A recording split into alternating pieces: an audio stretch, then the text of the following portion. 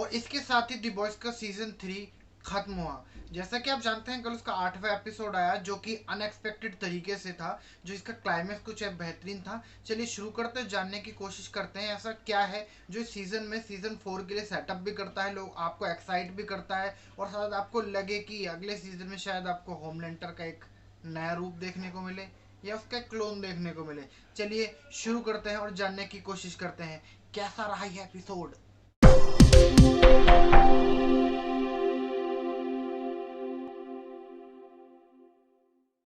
इस एपिसोड की शुरुआत भी वहीं से होती है जहां 7वां एपिसोड खत्म हुआ था, जहां पर विक्टोरिया होमलैंडर को रैन का पता बता देती है। इस एपिसोड की शुरुआत में होमलैंडर रैन को ढूंढ निकालता है और उसको जाके मैनिपुलेट करने की कोशिश करता है। वो उस मैनिपुलेशन में कामयाब भी हो जाता है, क्योंकि लास्ट एपिसोड में जैसा बुचर ने उसके साथ किया तो उसको लग रहा था कि बुचर मेरे साथ नहीं है, शायद यही मेरे साथ है, और वो उसको आसानी से मैनिपुलेट कर भी लेता है। क्योंकि उसको बुचर ने लास्ट एपिसोड में जिस तरीके से उससे दूरी बनाने की कोशिश की, वो इसलिए दूरी बनाने की कोशिश की शायद अगर जिस मिशन पे मैं जा रहा हूँ और मैं नहीं बच पाया तो ये अपने आप को मेरे से जुड़ा हुआ महसूस नहीं करे। लेकिन वहाँ पे इसको ये अलग डायरेक्शन में वो चला जाता है और होमलैंडर्स को अपने मान लेता है, हाँ यही मेरा बाप है और यही मेरे लिए आगे कुछ करेगा। फिर उसके बाद आप देखते हैं कि जनता दो भागों में डिवाइड हो जाती है। एक तरफ वो जो होमलैंडर को सपोर्ट करते हैं और दूसरी तरफ वो स्टारलाइट या क्वीन मेव को सपोर्ट करते हैं, जिससे कि जिसका असर ये होता है कि क्वीन मेव को वॉट टावर से शिफ्ट करना पड़ जाता है। यही वजह होती है कि मेव उन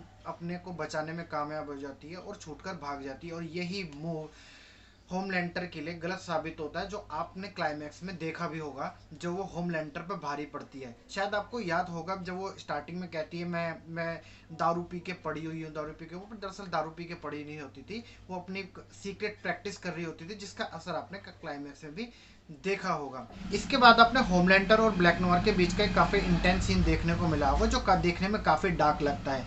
इस सीन के अंदर होमलैंडर ब्लैक नोयर से कहता है क्या तुम्हें पता था कि सोल्जर बॉय मेरा बाप है, तो वहीं ब्लैक नोयर हाँ में सर हिलाता है।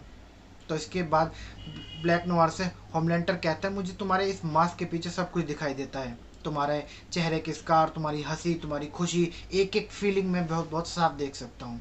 इससे आपने को देखने को मिला होगा कि होमलैंडर से कोई भी बात छुपी नहीं रही। वो ये भी जानता है कि ब्लू हॉक को ए ट्रेन ने मारा, वो ये भी जानता है एशली गंजी है, कि आपने पूरी सीजन में देखा होगा वो अपने बार बार अपने बाल नोच लेती है, बार बार बाल नोच लेती है, बाल तोड़ लेती है, वो आप फिर भी उसके बाल उतने ही होते हैं, वो कैसे, तो वो बार बार अपने बाल, तो इससे पता चल गया वो एक्चुअली गंजी होती है, वो विग यूज़ करती है।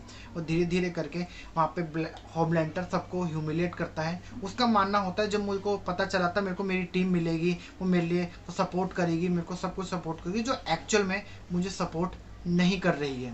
तो इसके ऊपर कहता है, डीप से कहता है कि अगर तुम अभी भी मेरे लिए काम करना चाहते हो तो मेरा एक काम करो। वो इस सीन के बाद वो होमलैंडर अमेरिका के वाइस प्रेसिडेंट को मरवा देता है, क्योंकि वो उसकी जगह विक्टोरिया को खड़ा करना चाहता है, जो आपने इस एपिसोड के क्लाइमैक्स में देख भी लिया होगा, जब विक्टोरिया को वाइस प्रेसिडेंट की जगह खड़ा कर दिया जाता है। वहीं अगर आप इस एपिसोड का क्लाइमैक्स देखेंगे तो काफ़ी अनसर्टेन था। अब इस पूरे सीजन को देखे तो आपको लग रहा था कि एंड में ऐसा होगा कि सारे जने मिलकर होमलैंडर को मारने की कोशिश करेंगे, हो सकता है होमलैंडर को मार भी दे, लेकिन इसका क्लाइमैक्स एक अलग ही मोड़ ले लेता है। हमारे को एक नया आर्क देखने को मिलता है। वहाँ पे जब जब होमलैंडर का सोल्जर बॉय से सामना होता है तो होमलैंडर सोल्जर बॉय को समझाने की कोशिश करता है, उसे अपने पक्ष में लाने की कोशिश करता है, कहता है कि हम साथ मिलकर क्या क्या नहीं कर सकते, ये देखो, ये रैन को दिखाते हो, कहता है तुम्हारा पोता है। वो काफ़ी ज़्यादा भावुक महसूस करता है, लेकिन वहीं पे सोल्जर बॉय उसे कहता है कि तुम मुझे अभी बहुत कमज़ोर इंसान नज़र आ रहे हो, जो हमेशा लोगों से प्यार चाहता है, लोगों से अटेंशन चाहता है, लोग चाहता है कि लोग उसे प्यार करें, ये मुझे एक वीकनेस लगती है।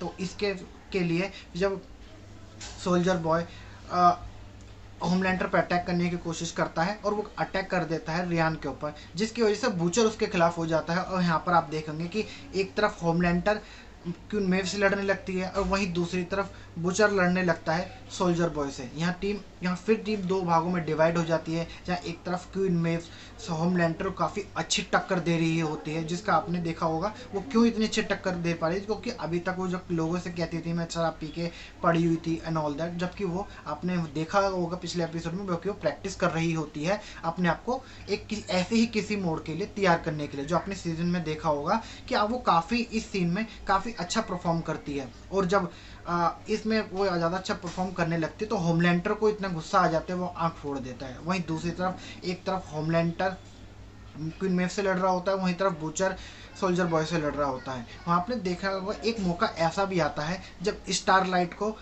सोल्जर बॉय ख़त्म ही करने वाला होता है, लेकिन इसी पॉइंट पे जो अभी तक इस सीज़न में यूं ही चाह रहा होता है कि हमेशा मेरे को स्टारलाइट बचाती है, मैं हमेशा उसके पीछे खड़ा रहता हूँ, मैं चाहता हूँ मैं उसके कंधे से कंधा मिला के खड़ा हूँ। वो आपने उसकी स्टोरी को यहाँ पे कंप्लीट होते हुए भी देखा होगा। ऐसा वहाँ पे मौका आया जब हीरोइन ने बिना किसी पावर के स्टारलाइट को बचा लिया, सिर्फ अपने दिमाग के बलबूते। यहाँ पे देख सकते हैं कि दिमाग से बढ़कर कोई भी ताकत नहीं होती, जो इस सीन में आपने देखी।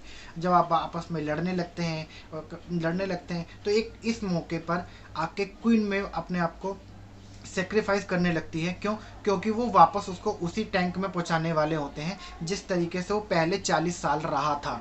इसके लिए जो उन्होंने गैस बनाई होती है उसको सुंघाने लगती है। जो वो कहता है मैं अकेले नहीं जाऊंगा, तुम सबको साथ में लेके जाऊंगा। वो अपने आप को ब्लास्ट करने की कोशिश करता है, जो अपने इस सीजन में पहले भी देखा होगा, जो कि सोल्जर बॉय पहले कई बार कर चुका होता है वो। लेकिन इसको अपने आप को सेक्रीफाई करते हुए खून में उसे लेके बिल्डिंग से कूद जाती है और वहाँ पर सोल्जर बॉय वापस अपने उसी टैंक में चला जाता है, जो अपने इस सीन में देखा भी होगा।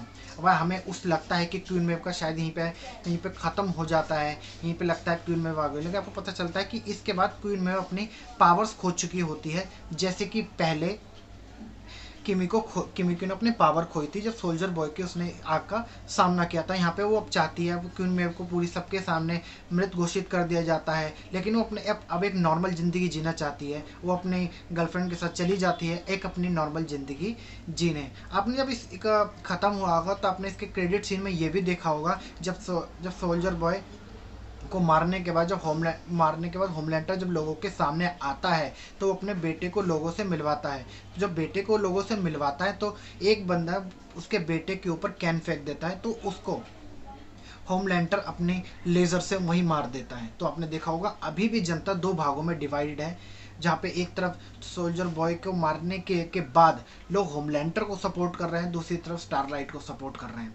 इसमें आपने देखा होगा जब उसको मार देता है तो रियान के चेहरे पे एक मुस्कान सी देखने को मिलती है, जो पूरे सीजन में अभी तक आपने नहीं देखी होगी। रियान को हमेशा ऐसा चाइल्ड के रूप में दिखाया गया जो सबसे डरता है, लोगों से चाहता नहीं लोगों से इतना मिले। लेकिन इस सीन में आप उसके चेहरे पे एक ऐसी मुस्कान आते हुए देखते हैं, एक ऐसा अलग टोन देखते हैं कि ऐसा लगता है कि ये होमलैंडर पार्ट 2 बनने वाला है। उसके चेहरे पे एक ऐसी खतरनाक स्माइल सी आती है, शायद ऐसा होगा। यही एक ऐसा सीन है जो हमारे को सीज़न 4 के लिए सेटअप करता है। अब इसका सीज़न 4 बहुत ही ज़बरदस्त होने वाला है, जो लोगों को बहुत ज़्यादा पसंद भी आएगा, जो मुझे लगता है। अब देखते हैं वो जो सीज़न आएगा तो कैसा होगा। आशा करता हूँ दोस्तों आपको वीडियो पसंद आई होगी। वीडियो पसंद आई तो लाइक शेयर और कमेंट करना ना भूलें।